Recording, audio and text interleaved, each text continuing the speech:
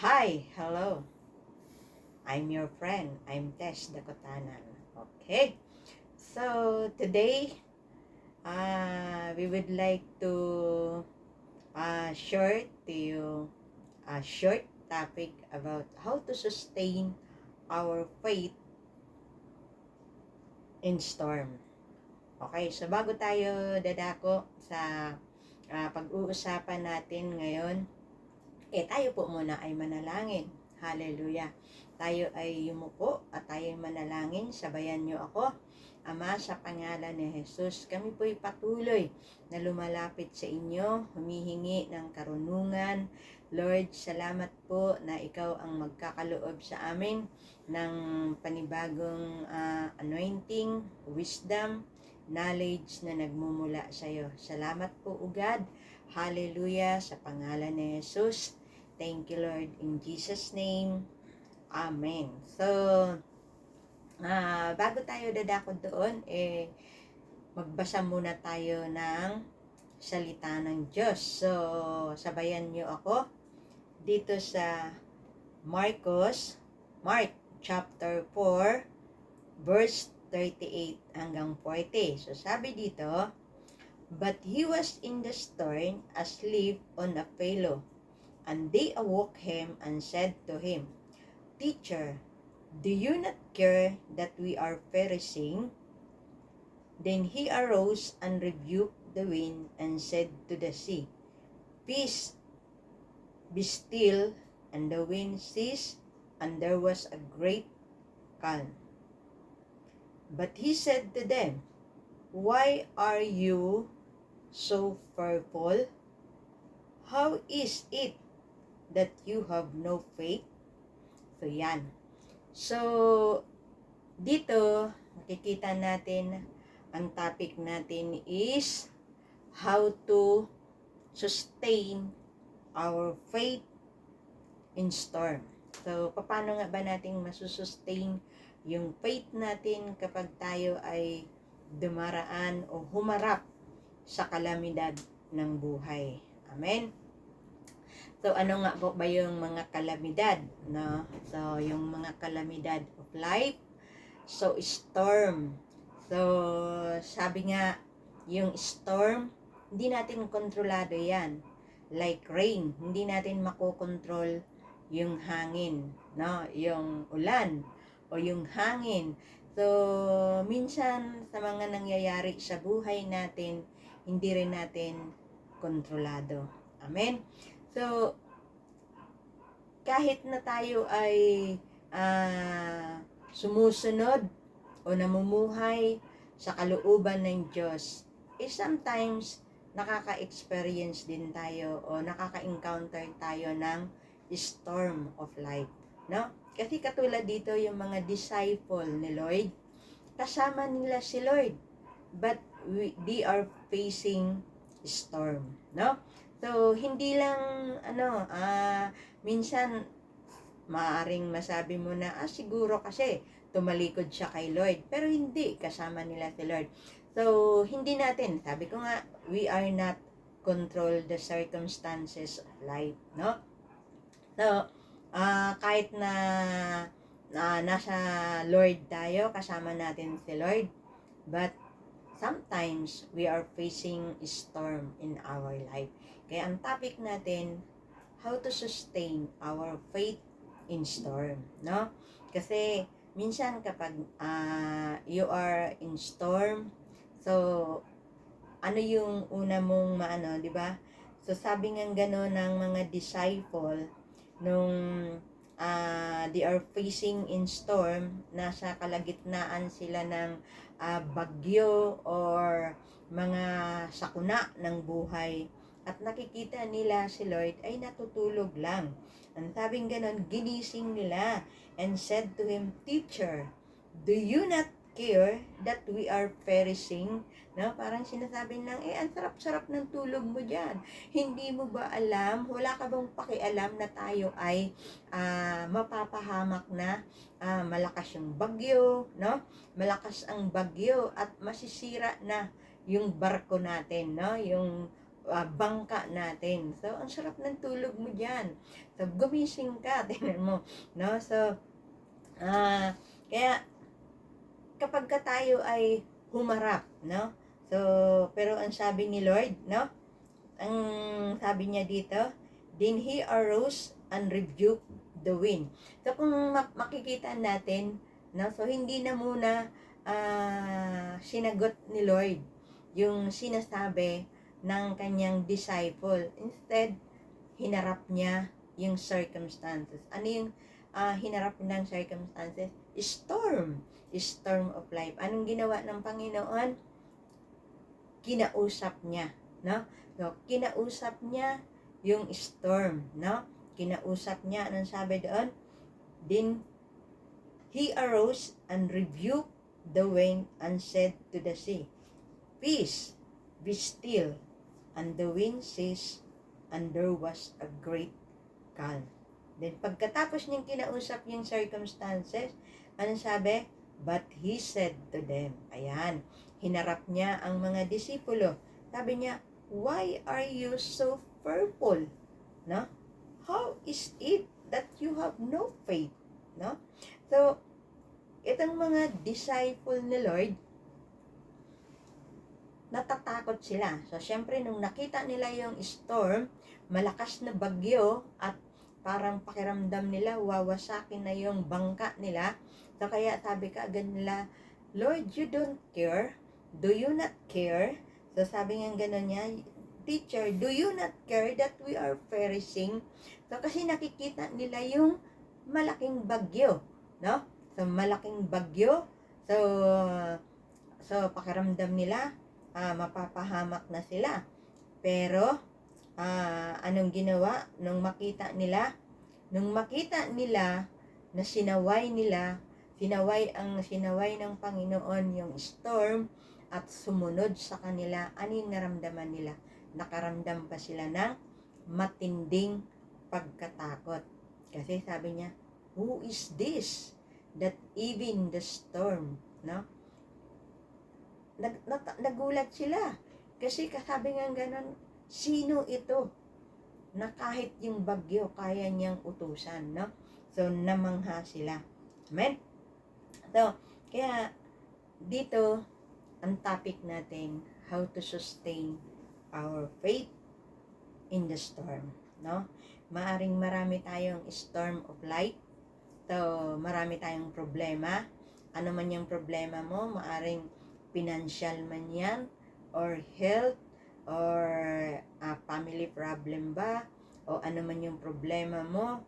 So, ano man klase ng storm mo ngayon. So, maraming pagsubok sa buhay, mga alalahanin. So, maaring matindi yung pagsubok na hinaharap natin ngayon. But, sabi nga, minsan nasasabi mo na, Lord, hindi mo na ba ako mahal? You don't care, no?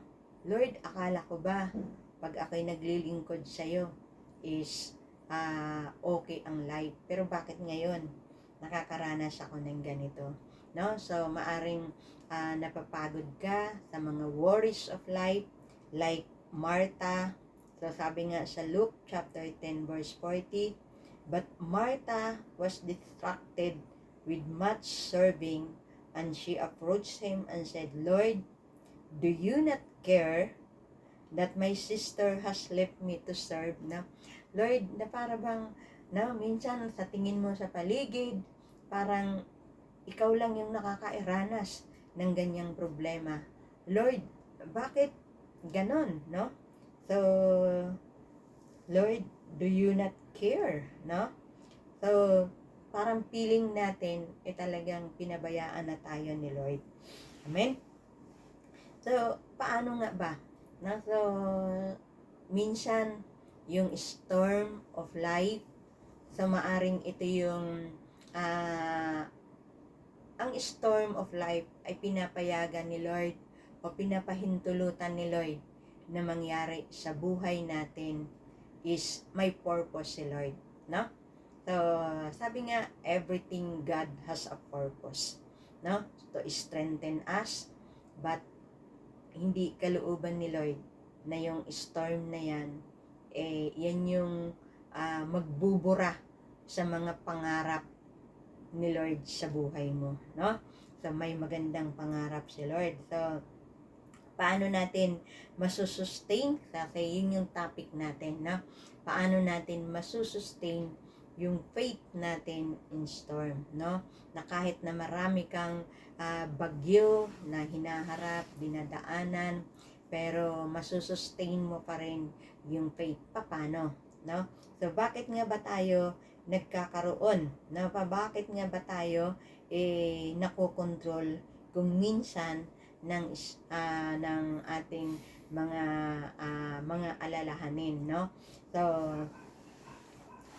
So number one, yung gagawin natin is change our focus. Change our focus. So, kaya minsan pinanghihinaan tayo, maaring nawala yung faith natin kay Lord. It because nakapokus lang tayo sa problema natin. No? So sabi nga, kapag ka nakapokus ka, kapag ka pinupukusan mo ang isang bagay, parang magnifying glass. Kapag the more na minamagnify mo yung problema, the more na lumalaki. Di ba yung magnifying glass? Kapag ka tinutok mo yan sa isang napakaliit na bagay, lumalaki. So, kapag ka nakapokus ka sa problema mo, kahit maliit lang yan, so parang tingin mo napakalaki na. So, sisirain na yung bangka mo, yung faith mo, yung pananampalataya mo kay Lord. So, anong sabi sa Romans chapter 12, verse 2? And do not be conformed to this world, but be transformed by the renewing of our mind. So, napakahalaga yung ma-renew natin yung ating mind. So, sabing ganon, that you may prove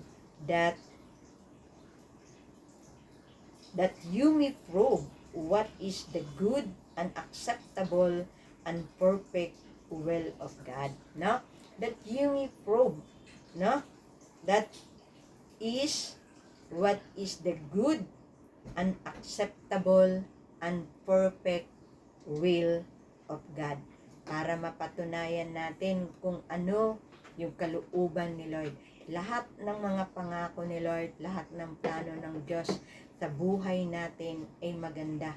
Nung likhain ka pa lang ni Lord, likhain tayo, mayroon siyang napakagandang plano sa buhay natin.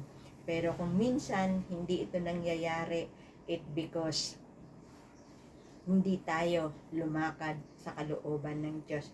So, kailangan ma-renew natin yung mind natin. So, change our focus.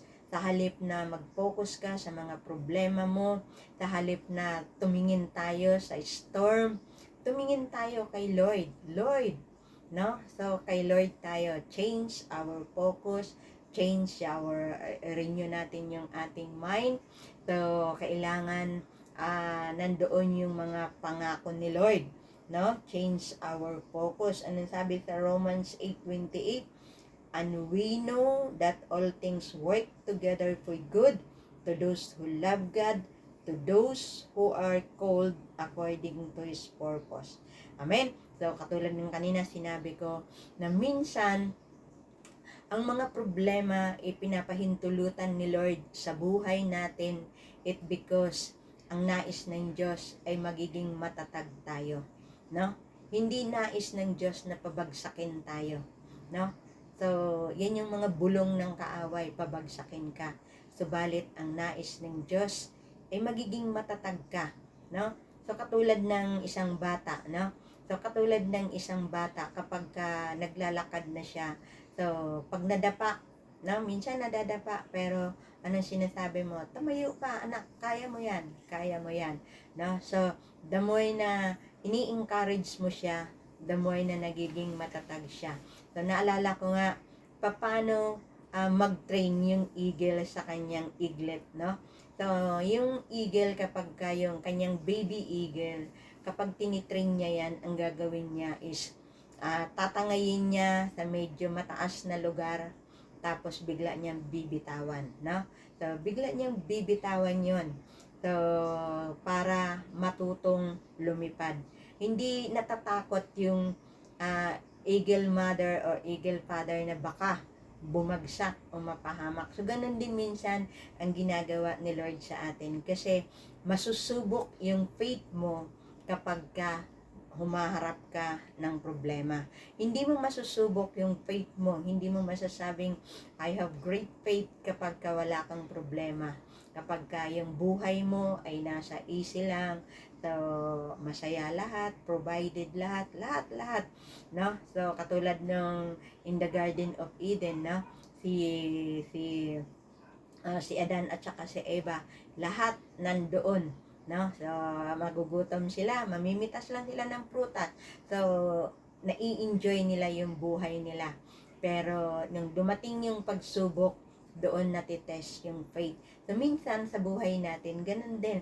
Kaya minsan inaalaw ni Lord para matest, no? Parang estudyante lang yan, ano? So paano bang malalaman ng teacher kung natuto yung kanyang mga estudyante? So pinapadaan niya sa exam, no? May quiz, may exam. So doon, kapag ka nag-i-exam ka na, so umiikot yung mga teacher, tinitingnan kayo isa't isa. So, pag alam ng teacher, mali yung sagot mo, hindi siya kumikibo. So, hindi ka rin pwedeng magtanong kasi that is time of exam. Exam yan, doon masusubok yung faith mo. So, ganun din tayo. Dumadaan tayo sa exam ni Lord. So, tinitingnan lang tayo ni Lord kung tama ba yung sagot mo, paano ka mag-response, so, no? So, ano yung isasagot mo? So, masusubok ni Lord, saan na bang level ang natutunan mo sa buhay? Kasi minsan, kapag ka hindi ka pa dumaraan ng mga pagsubok, 20 years ka ng Kristiyano, pero hindi mo masusukat yung faith mo kapag ka walang trials, walang problema. Pero ang nais ng Diyos, every time na inaalaw niya ang problema, is nais ng Diyos na maging matatag ka, no? So, hindi ano si Lloyd na, nako, mali na naman yung ginawa ng anak ko, ibabagsak ko. Hindi ganoon, kundi talagang nandyan siya, no? Katulad ng eagle mother, kapag tinitrain niya yung kanyang baby eagle, so kapag binitawan niya, nandoon siya nag-aabang, no? Pag hindi na niya kaya, sinasalo niya kaagad. Pero hindi niya tinitigilan yon, ulit na naman. So dadalhin na naman niya yon sa medyo mas mataas, no? So muli, bibitawan na naman niya ulit yon, pero nandyan siya nag-aabang. Ganon din si Lord. So every time na may problema ka, no? So, ayan. So, pangalawa, sabi dito sa pangalawa, remember that you are not alone in your struggle. No? So, ito yung tatandaan mo para magiging matatag yung faith mo kay Lord every time na ma-experience mo, may problema ka, ano man yung hinaharap mo, remember that you are not alone in your struggle. Hindi ka nag-iisa. Kasi katulad nga ng sinabi ko, na kahit na yung katulad ng eagle, pag dinala nung mother eagle yung kanyang anak at bibitawan niya, hindi siya tumatalikod, kundi nandyan lang siya. Nag-aabang kapag ka medyo hindi na lumilipad, sasaluin niya yon. So, ibig sabihin, hindi siya mapapahamak. Remember that you are not alone in your struggle or your problem or storm. So, nandyan lagi si Lord. Anong sabi sa Isaiah 41 verse 10? Anong sabi niya? For not, for I am with you. Be not dismayed, for I am your God. I will strengthen you. Yes, I will help you. I will uphold you with my righteous right hand. No? So, yung katulad ng eagle na nandyan si Lord. No? So, sabi niya, fear not. Huwag kang matatakot kasi nandito lang ako.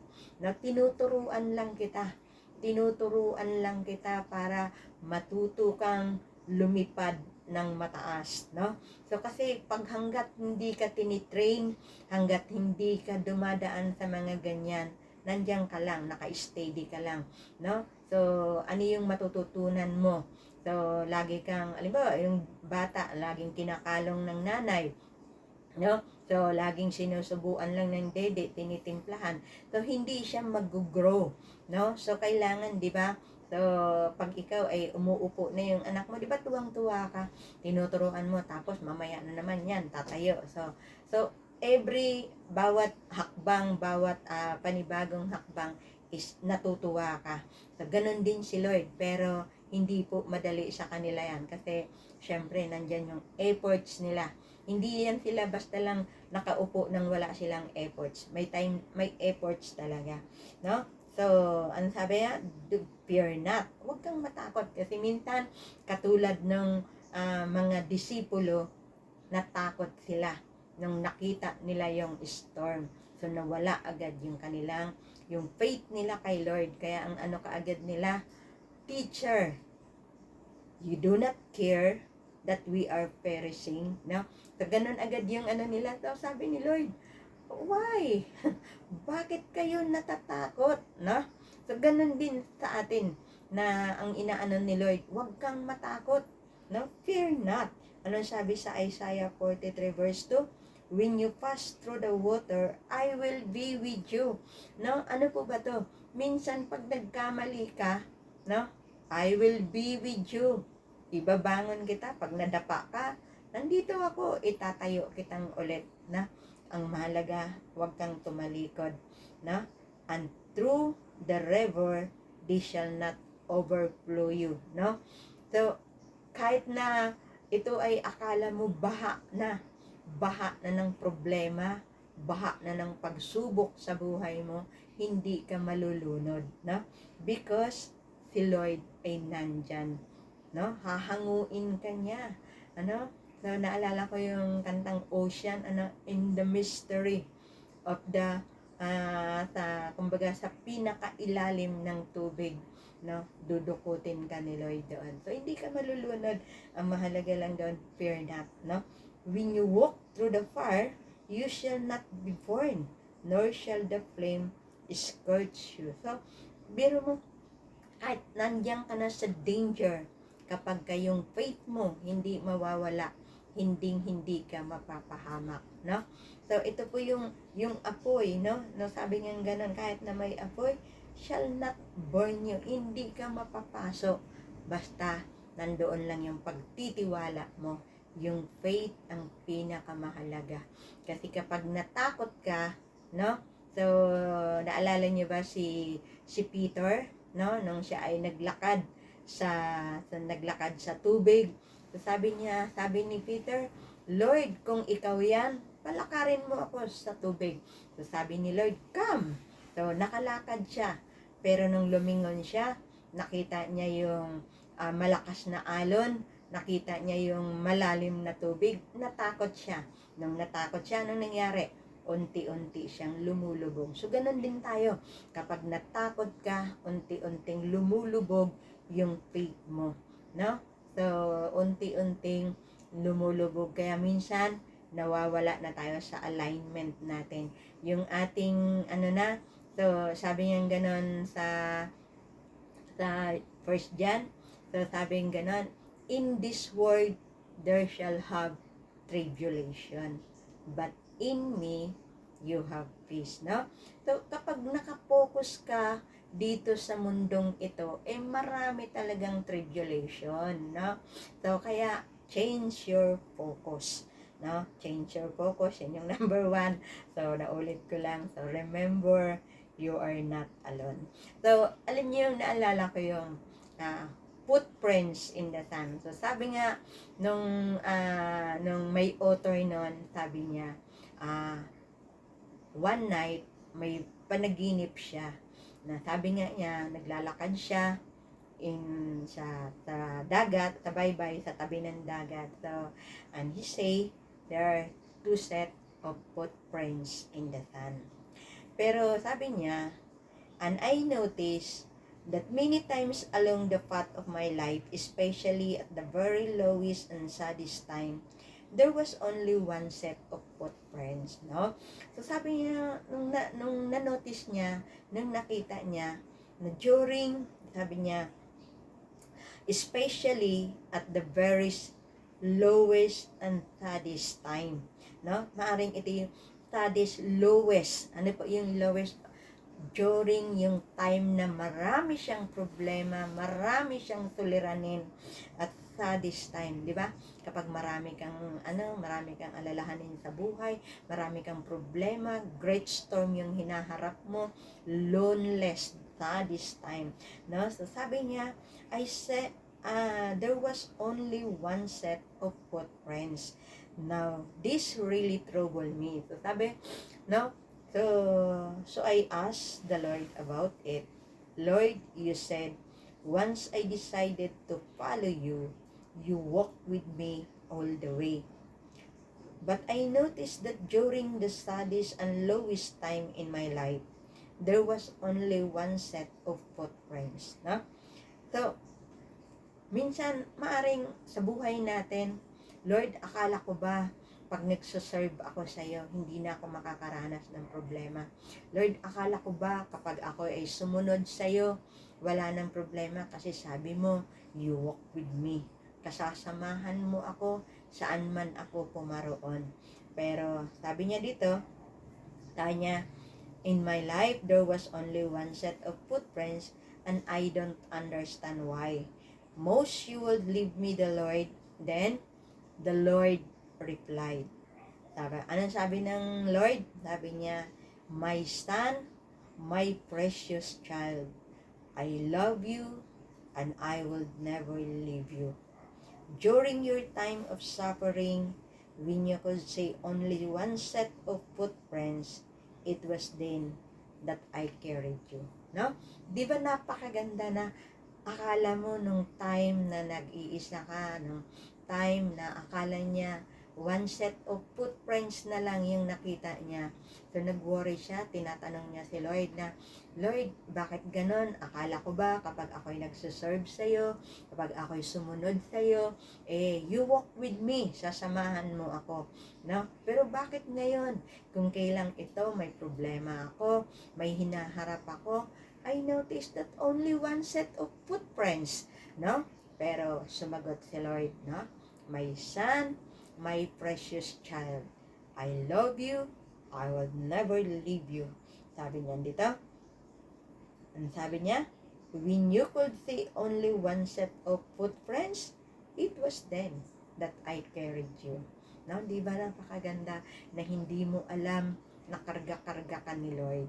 No? Kaya ang mahalaga, yung faith natin, laging nandoon. Kasi, kapag nagkaroon ka ng takot, bumigay ka, bibitawan ka ni Lord. No? So, kaya, always remember that you are not alone in your struggle. God always with us. He never leave us nor forsake us. Number 3, lean on the promise of God. No? Lean on the promise of God.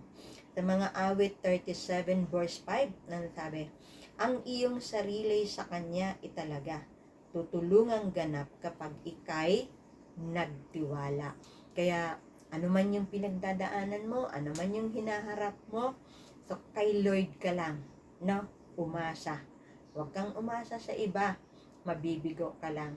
Maaring kapos ka sa pinansyal ngayon, kay Lord ka magtiwala. No? Kasi ang sabi ni Lord, tutulungang ganap kapag ikay nagtitiwala. No? So, kay Lord ka umasa, kay Lord ka lumapit. Kapag may problema ka, huwag kang matakot. Kumapit ka kay Lord. Ano sabi sa Psalms 91 verse 4? Lulukuban kanya sa lilim ng kanyang malapad na pakpak, at takalinga niya ay palagi kang nakatitiyak. Iingatan niya't ipagsanggalang pagkat siya'y tapat. Amen? So, iingatan niya't ipagsanggalang. No? So, sabi dito, lulukuban kanya sa lilim ng kanyang malapad na pakpak. So, maaring may umaaway sa'yo, o may nag-aano man sa'yo, nang aapi sa'yo, huwag kang matakot. Lulukuban ka ni Lord ng kanyang malabay na pakpak.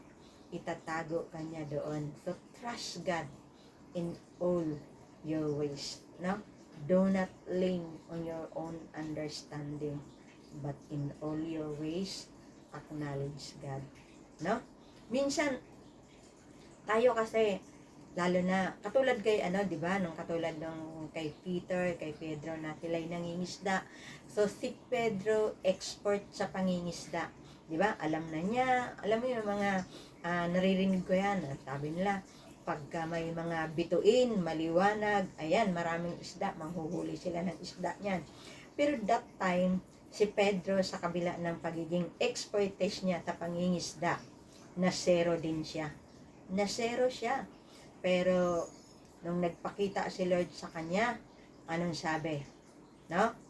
Ihulog mong muli. No? So, ano yung pinapakita ni Lord doon?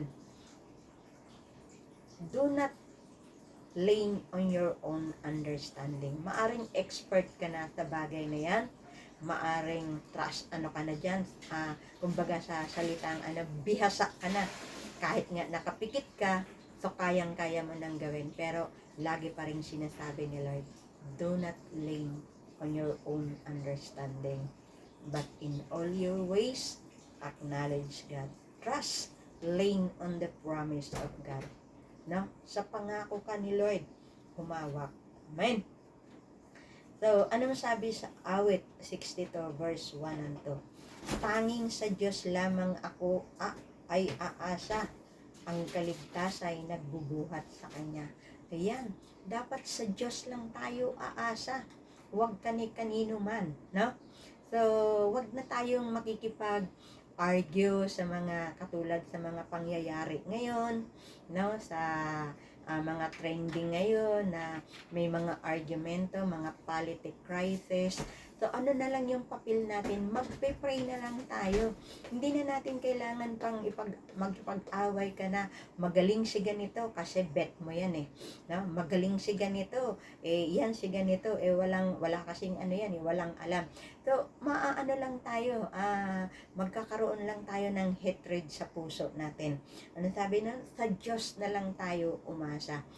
Umasa tayo sa Diyos. Nasasabi ni Lord na ang bansa na ang Diyos ang itataas ay pagpapalain niya. Kaya anong papel natin? Mag-pray na lang tayo. Huwag na nating ipagpipilitan na yung mga bet natin na mga politiko, no? So huwag na nating yun. So mag-trust tayo. So, sabing ganon, tanging siya lamang ang tagapagligtas. Ang Diyos lang ang makakaahon sa atin sa kahirapan. Hindi, wala sa sino mang politiko, sino mang bet na politiko mo. So, wala doon. Kundi, sabi niya, magtiwala tayo. Sabi niya, pag binulay-bulay mo ang salita ng Diyos, so, anong mangyayari sa'yo? Magtatagumpay tayo. Hindi ka malulunod sa mga problema dahil nandyan ang Diyos na gagabay sa'yo. So, ang Diyos ang bulayin natin. Huwag tayong mamumroblema na ano na lang mangyayari, no? So, paano na lang kapag nangyari ito? So, magtiwala tayo sa Diyos. Dahil ang Diyos ang makapangyarihan sa lahat. Mag-pray na lang tayo.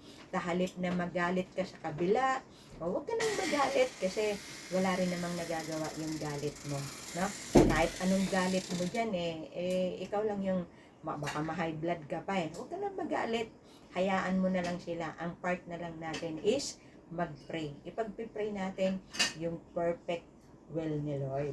Amen?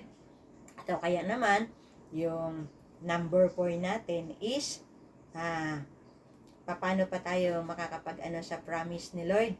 So, paano natin makikita ni Lord yung mga promise ni Lord?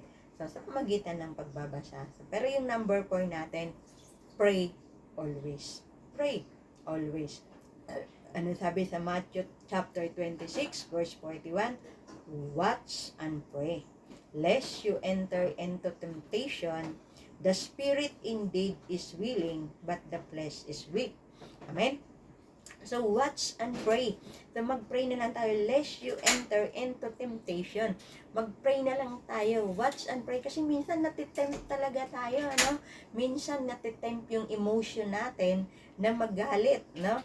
Kapag narinig natin yung salita ng kabila na against doon sa bet natin na politiko. So, nandoon na minsan matitempt yung emotion mo na magagalit, lalo na pag siniraan yung bet mo na ano. So, minsan natitem ka.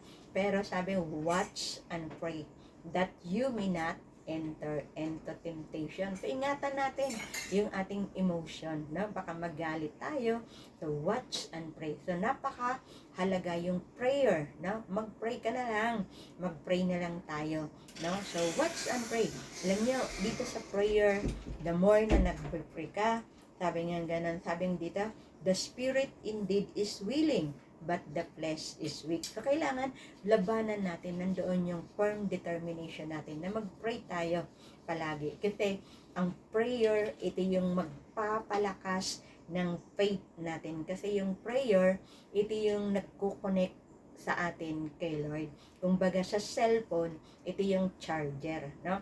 So, pag lagi mong charge yung cellphone mo, hindi siya malulubat anytime na kailangan mo, magagamit mo siya.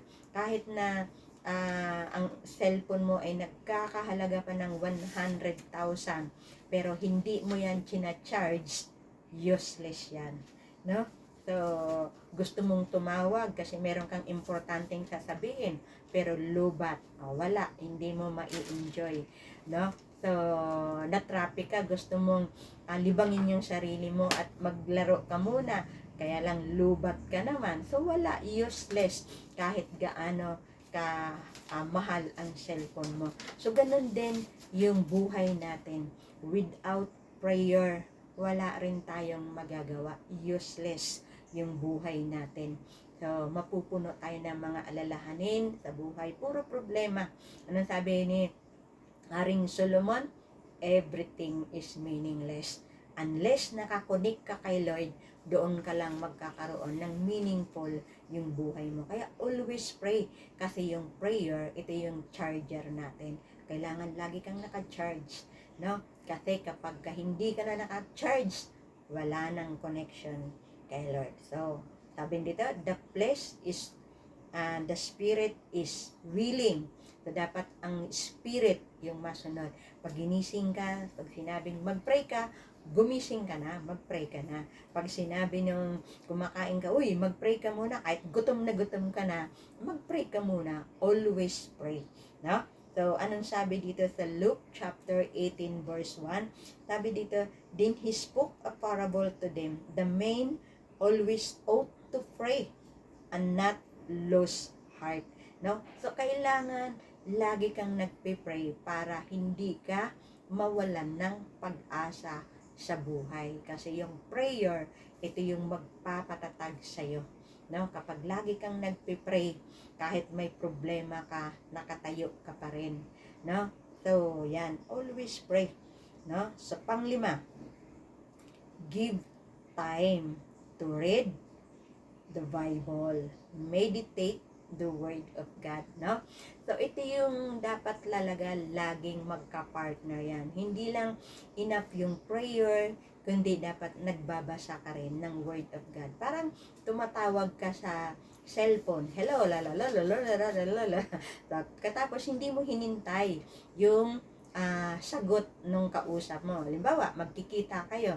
Hello, nandito ako sa nasaan ka na ba? O nandito ako sa ganitong lugar. Tapos binaba mo na. So, hindi mo alam kung ano yung reply niya, no? So, sa palagay mo ba magtatagpo kayo? Hindi, kahit na kasi maaring mamaya sasabihin naman niya, hindi mo alam kung ano yung reply.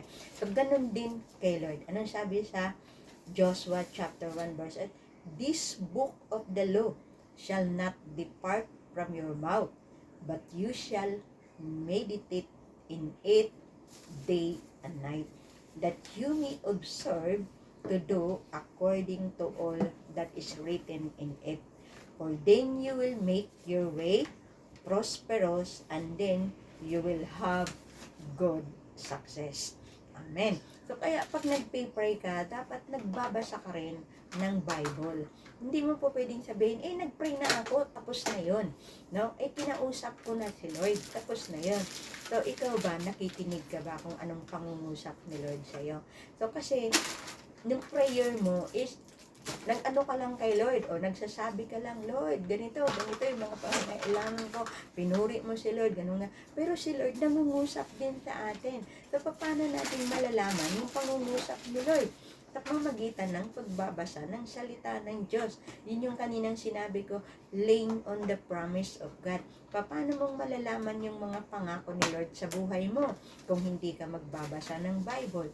Paano mong malalaman yung plano ng Diyos sa buhay mo? Minsan tayo, ang dami-dami nating plano sa buhay. Pero minsan puro palpak. Lord, bakit ganon? Kasi mayroong mas magandang plano ang Diyos sa buhay natin. Kaya dapat, yun yung alamin natin. Pakinggan natin si Lord.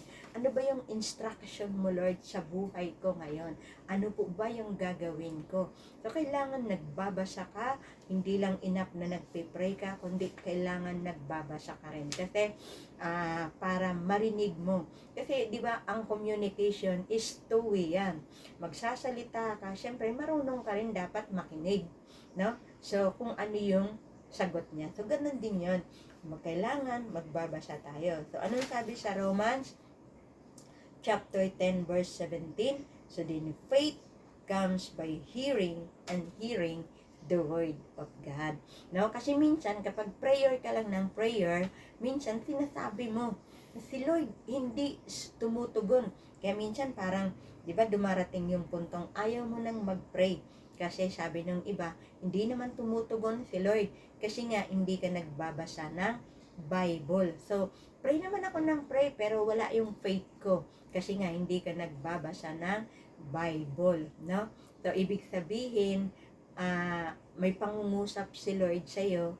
So, hindi mo pinapakinggan. Gusto mo, ikaw lang lagi. Naranasan nyo na ba na may kausap kayo na gusto niya, siya lang yung salita ng salita, no? Pero, pag once na nagsalita ka na, parang binabara ka na kaagad. Kasi gusto niya, siya lang yung salita ng salita. Kaya minsan naman, dahil nga, kilala mo na ganon siya, sige, bahala ka. So, parang sa loob-loob mo, bahala ka na sa buhay mo. Kasi, hindi ka naman marunong ding makinig. Sige, go and go. No? So, di ba, anong sabi no ni Lloyd dito, nung yung ating pinaka-verse? So, sabi ni Lord sa dito sa Matthew chapter Mark chapter 4 verse 40, anong sabi dito? But he said to them, why are you so fearful? How is it that you have no faith? No? So, ibig sabihin, kapag tayo ay wala ng faith, nandoon na yung fearful na tayo. At sabi nga gano'n, nung nakita ng disipulo, anong sabi nung, mas natakot sila. Sino to? No? So, kaya pag nakita natin yung mga himala ni Lloyd, the more na tayo ay kumakapit, nagkakaroon ka ng reverent fear, no? So, kapag wala yung faith mo kay Lloyd, nagkakaroon ka ng wrong fear, maling pagkatakot, natakot ka sa mga circumstances of life. Pero sabi ni Lloyd, do not be afraid. Pero, meron ding nais ni Lloyd na takot. Ano to? Yung banal na pagkatakot sa Diyos. Yung magkakaroon ka ng banal na pagkatakot sa Diyos. Kasi makikita mo doon na ang Diyos ay makapangyarihan sa lahat. Siya nga ang may likha ng lahat. So, magkakaroon ka ng banal na pagkatakot. Hindi mo nagagawin ang mga sarili mong plano, kundi matuto ka ng sumunod sa mga plano ng Diyos. At yan, masusustain natin yung ating faith even in the midst of storm. Amen? So, we hope na mayroon tayong naunawaan at kahit konti man lang ay mayroong titimo sa puso natin upang sa ganon tatatag ang ating buhay espiritual. Kapatid, kung ikaw ay nais mo na maranasan ang ang kapangyarihan ni Lord. Nais mo na makalaya sa anumang mga problema mo, anuman yung mga hinaharap mong problema ngayon, anuman yung storm mo sa buhay mo ngayon. So, sabi ni Lord, come unto me. No? So, kung gusto mo na samahan ka ni Lord, so, naanyayahan kita kapatid. Sumabay ka lang sa maikling panalangin. Sabihin mo ganito, Ama, sa pangalan ni Jesus, ako'y lumalapit sa inyo. Nagpapakumbaba sa aking puso.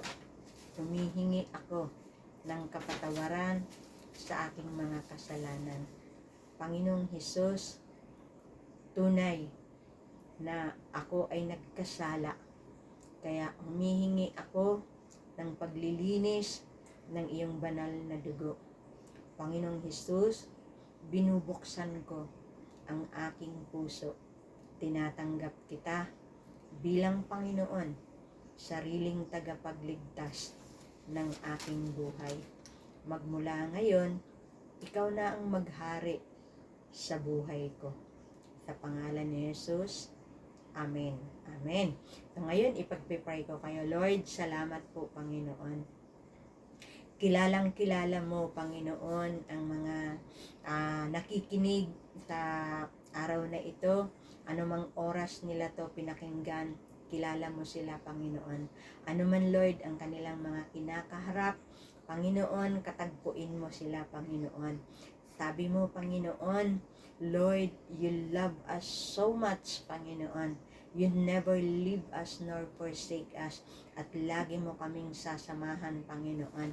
Kaya, Panginoon, anuman, Lord, ang mga hinaharap na mga suliranin ng mga nanonood ngayon, Lord, touch them, Lord.